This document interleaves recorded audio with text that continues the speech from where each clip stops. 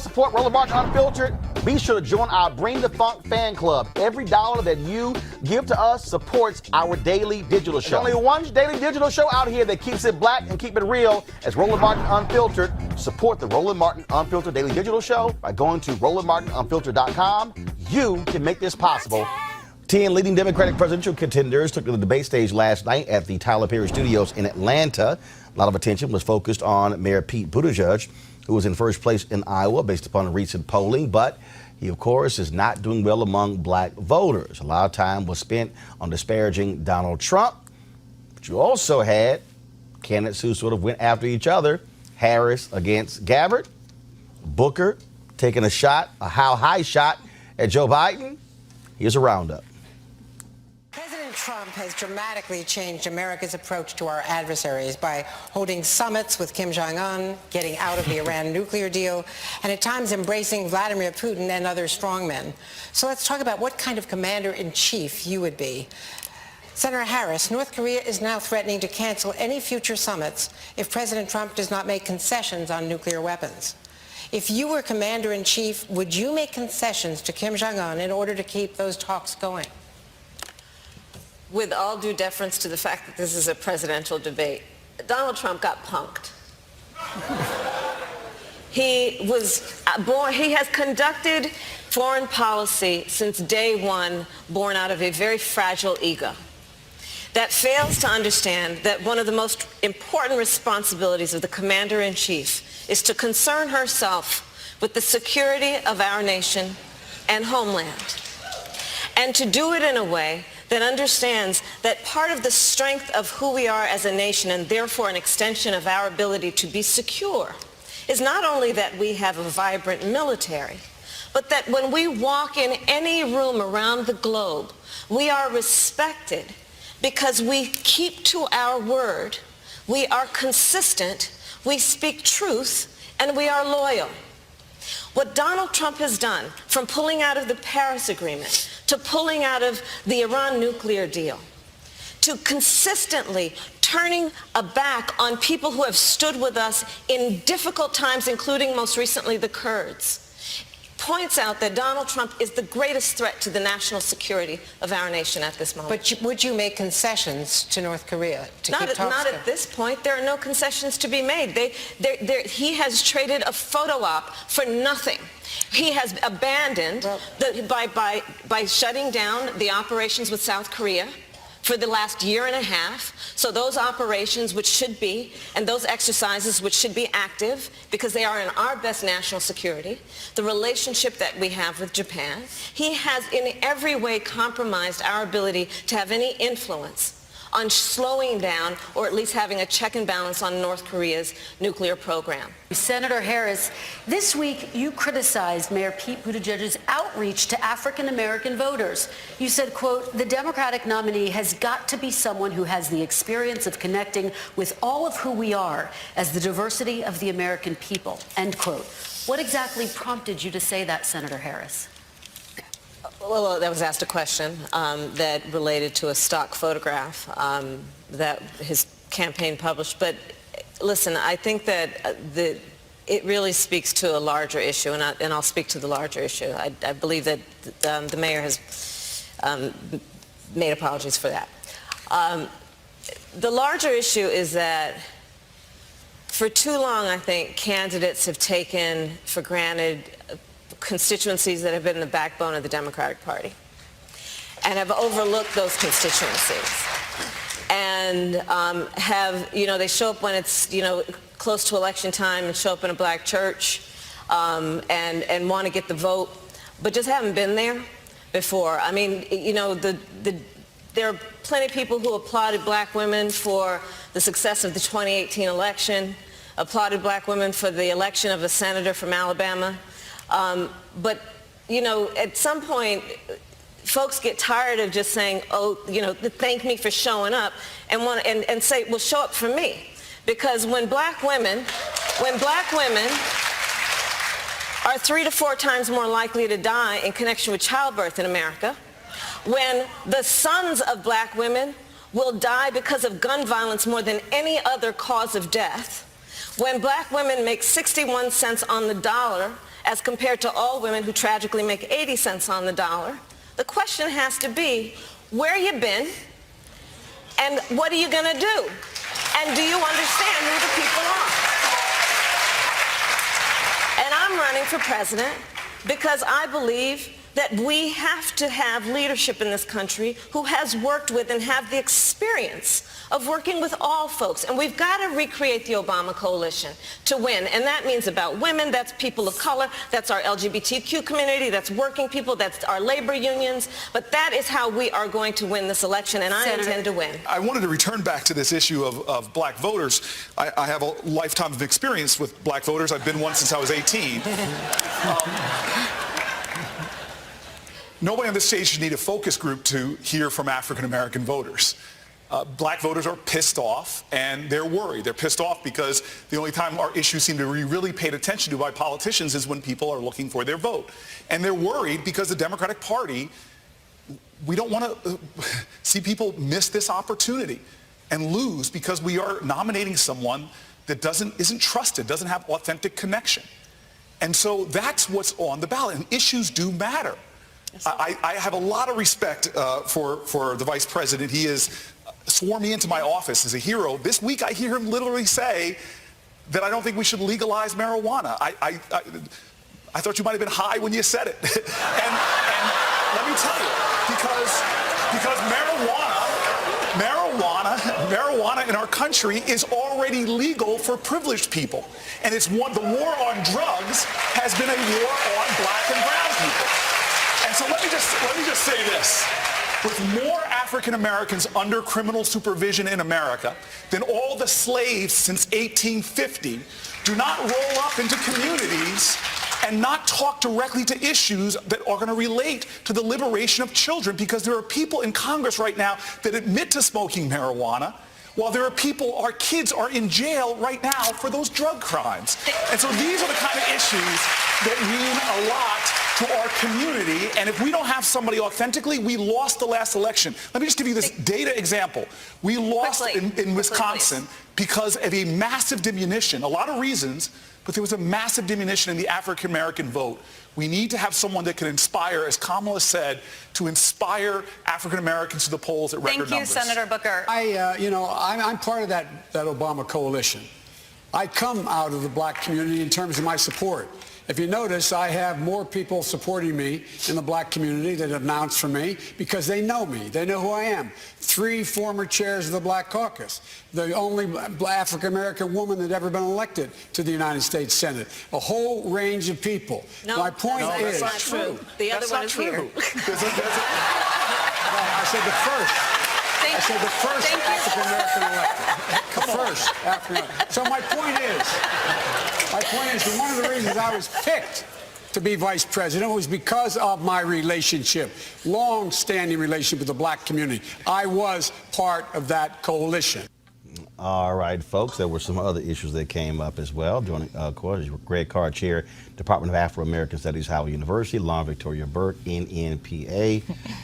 Greg, I'll start with you. I think probably out of all the previous debates, this was probably the strongest night for Harris and Booker. Wow. I mean, you know, I was thinking about Warren. It seems the more Elizabeth Warren explains her policies, it seems to me the better she looks when people get past the shock at the beginning. And Bernie's going to be Bernie. But yeah, I think you're right. And that exchange you chose to show us, and I was asking you how that played in the room. Yeah, the gloves are off, man. I mean, but what do they have to lose? I mean, Booker obviously did what he did, but Biden, you know, Biden has nowhere to go but down. You've been saying this for a long time. He's peaked. I mean, and this erosion is probably going to correlate to black people getting more and more comfortable with the idea that we do have choices. We've got to educate ourselves. We've got to vote differently. But yeah, last night, Harris and Booker definitely. The reason I saw, if you look at, I think this debate was a tale of 2 debates. In the first half of the debate, Lauren, there was probably in the first 40 minutes, about 5 or so questions that were directed at Elizabeth Warren. I mean, I was sitting on the far left side of the floor, and you can see Andrew Yang and Tom Steyer, I thought, were going to jump out of their suits because they pretty much got ignored for the first 45 minutes, and same with Gabbard, and they kept going back to Warren. Also, what really bothered me, I think, the most, everybody's praising the fact that you had 4 women who were the moderators, and they did a good job. Here's my issue. I think 4 people moderating a debate are far too many people. Right. 2, you're trying to cover way too many issues. Perfect example. There was one point Elizabeth Warren was asked a question about military service. Only 1% of Americans. She's the only person who got the question. Right. Then they went to a question about white domestic terrorism, and Gabbard and I think Yang, or Gabbard and Steyer. It was Gabbard and Yang. Answered the question, and I'm sitting there going, Or it was Gabbard and I'm Keith. sorry. I'm sorry. Yeah. Hello. And then when they said we're going to move to race, then in the middle of a so-called race discussion, Biden gets a Me Too question. Then they go back to race. It was sort of like that to me. What I felt was disjointed. I thought that was actually a mistake. It felt like somebody was reading, like Ashley Parker or one of them reading the subjects, and they went to Me Too, and you're right, they came back to race. It was so strange. Frankly, this was clearly the best Cory Booker performance, right? If you don't have him standing there, and Elizabeth Warren as well, but those 2 senators, if you don't have them standing there, you don't hear anything about redlining. You don't hear anything about gentrification. Right. It was actually Amy Klobuchar who brought up voting rights first without being asked. First time, right. According to Art Gurman, the first time in 32 debates that voter suppression or voting rights came up in the debate. And not because she was asked about it, because she brought it up. And it was the same thing with Elizabeth Warren. She brought up redlining because she brought up redlining and housing. Luckily for the moderators, finally housing became a question. And unfortunately, the former HUD Secretary, Julian Castro, wasn't on the stage because you have Tulsi who didn't qualify. Standing there for some reason that nobody can figure out. Well, anyway, so you had those 4 in particular bring things up when Harris went into the thing about black women being the base, the most important base for the party, the most important Democrat for the Democratic Party. She brought that up on her own because I don't care what anyone says. Now, I've seen this movie too many times. If you do not have an African-American moderator that centers African-American issues, they will not come up. Period. End of story. Well, and also, if you notice, in every debate, the black person has to bring it up. Exactly. I would really like to see a white moderator bring up some questions dealing with race and not leave it to the black person. Also, it's worse than that because the dynamics of TV anchors, of course, is that Rachel Maddow wants to talk about impeachment and Russians all night. So the first 5 questions were on Russia. Then they circled back to impeachment again. Then they did North Korea, China. So we end up talking more about foreign policy than we do domestic, which I think inherently, black or white, is problematic. And so you need not only a black person with a pulse beat, you need somebody who will center black issues. Because we've seen a few black moderators that did not center anything black. Okay, I mean, it was. I mean, first of all, Buttigieg mentions Maynard Jackson in his closing statement. Right. As a local leader. It was even then. First of all, his staff did a good job of briefing him on the issues. But the thing that still bothers me when we have these debates is that you have moderators who are not paying attention to where they are. How are you sitting in Atlanta? How are you? No. I'm about to go even more specific. Right. Yeah. How are you sitting? Right. In the Oprah Winfrey soundstage. Right. Come on.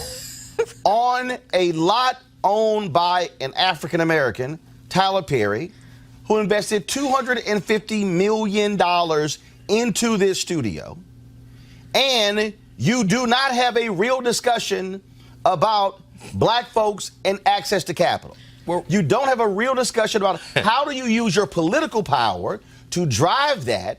That's as part of Buttigieg's plan, okay, and some of the other candidates as well.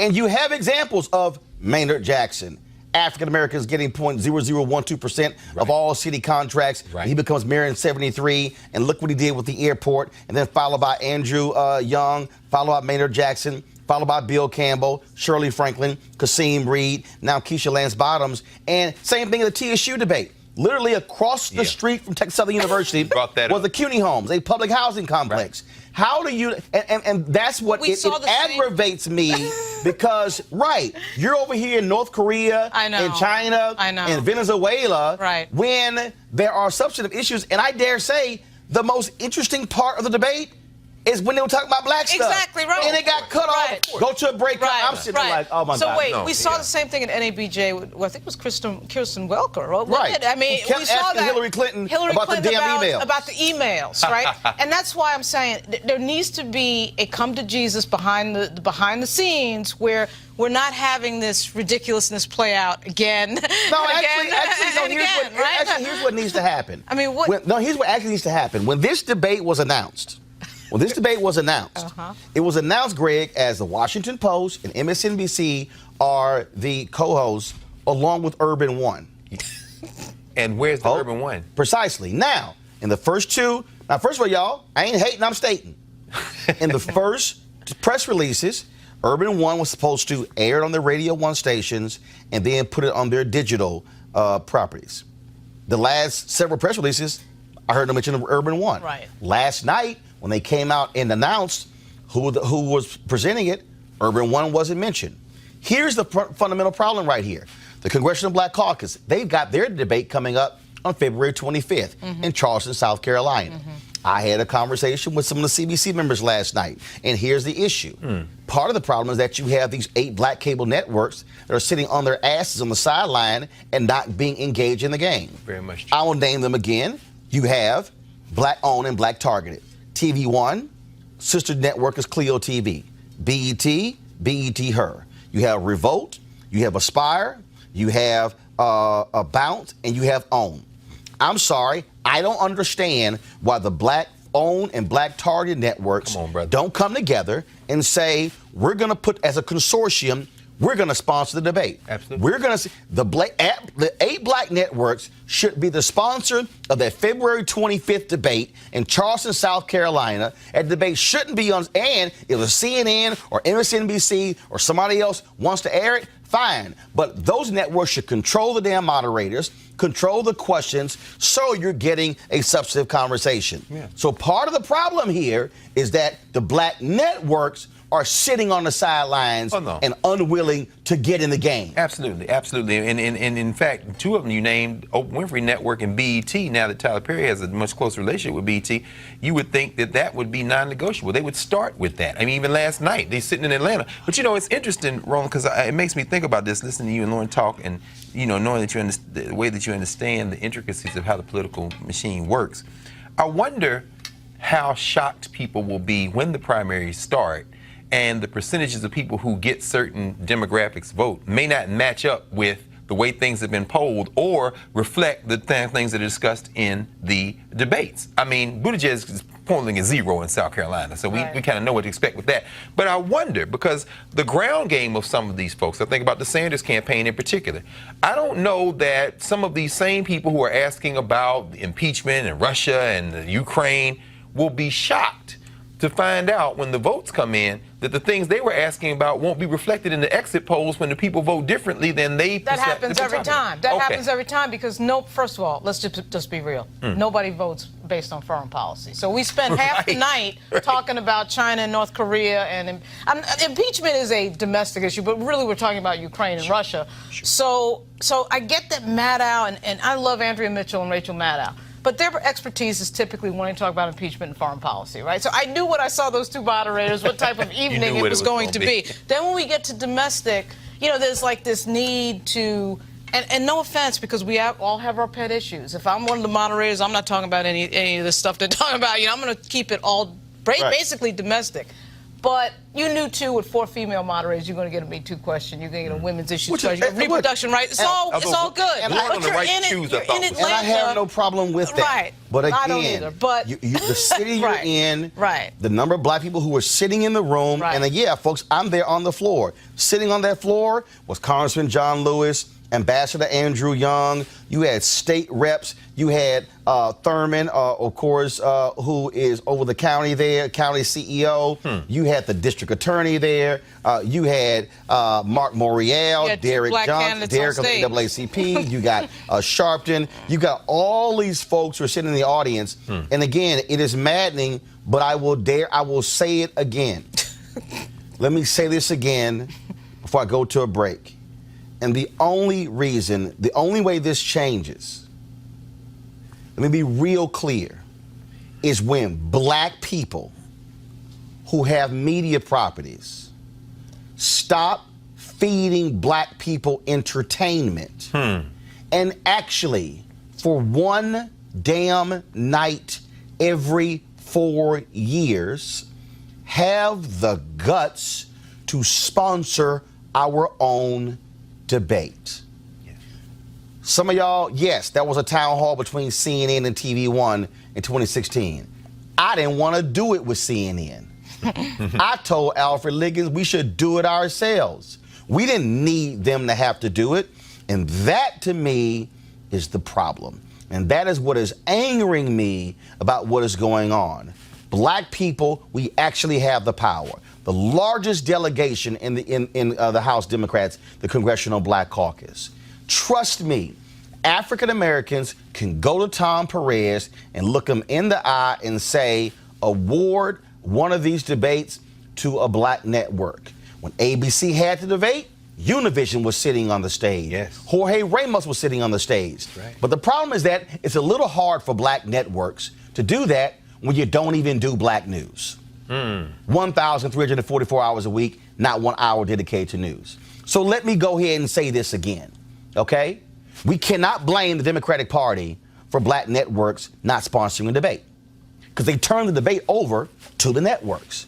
We can't blame anybody else. It's black media folks who need to step their game up and actually do this. And that, to me, is part of the problem. And you're going to see, and you would have more questions that are being asked, and it wouldn't be filtered through a mainstream media prism, because even when the CBC has that debate on February 25th, because it's not going to be black media actually conducting it, it's going to be filtered through a mainstream media prism. Wow. And if there's another story that's a big story that day, something blows up in Europe, guess what's going to be the lead questions? Those particular issues. And folks, that's the difference when you have black folks who understand their power. And trust me, all you black networks, you can live without your entertainment ratings for one damn night every 4 years. It's not going to somehow destroy your business model if you can't show a sitcom or an award show or a drama or a comedy for one night every 4 years. It's only our country. All right, folks, back to our Roland Martin Unfiltered video in just one moment. All right, folks, let's talk marijuana. The folks at marijuanastock.org have already reached more than half of their funding goal for this hemp CBD investment. That's right. If you want to take advantage of this opportunity, you need to do it now because it won't last much longer. Now, if you don't know, I'm talking about the hemp plant, the good cousin to marijuana, with a much higher concentration of CBD.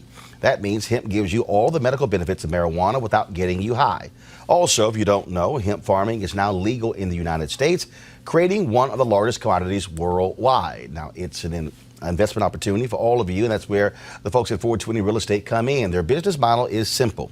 They buy land that supports hemp CBD grow operations and lease it to licensed, high-paying tenants. That's right, they are hemp CBD landlords, and you can get in on the action. As hemp continues to change the economic landscape, 420 Real Estate is allowing you to chase the American dream. The best part, you can invest in this crowdfunding campaign for as little as $200. That's right, anywhere from $200 up to $10,000. To invest, go to marijuanastock.org. That's marijuanastock.org. Get in the game and get in the game now. Now back to your Roland Martin Unfiltered video.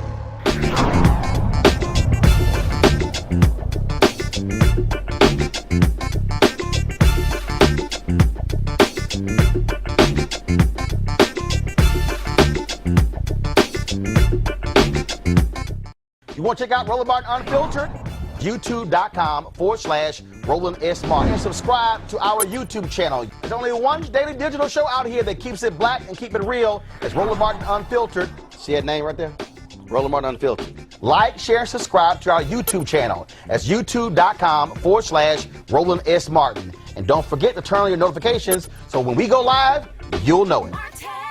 You want to support Roland Martin Unfiltered? Be sure to join our Bring the Funk fan club. Every dollar that you give to us supports our daily digital show. There's only one daily digital show out here that keeps it black and keep it real. As Roland Martin Unfiltered. Support the Roland Martin Unfiltered daily digital show by going to RolandMartinUnfiltered.com. Our goal is to get 20,000 of our fans contributing $50 each for the whole year. You can make this possible. RolandMartinUnfiltered.com. Hey everybody, this is Sherry Shepherd. You're watching Roland Martin Unfiltered, and while he's doing Unfiltered, I'm practicing the wobble. Yes, I am. Because Roland Martin's the one, he will do it backwards, he will do it on the side. He messes everybody up when he gets into the wobble, because he doesn't know how to do it, so he does it backwards. And it messes me up every single time. So, I'm working on it. I got it. You got Roland Martin. Hi, my name is LaToya Luckett, and you're watching Roland Martin Unfiltered. What's going on, everybody? It's your boy Mac Wiles, and you are watching Roland Martin Unfiltered. What's up, y'all? It's Ryan Destiny, and you're watching Roland Martin Unfiltered. What up, Lana Well, and you are watching Roland Martin Unfiltered.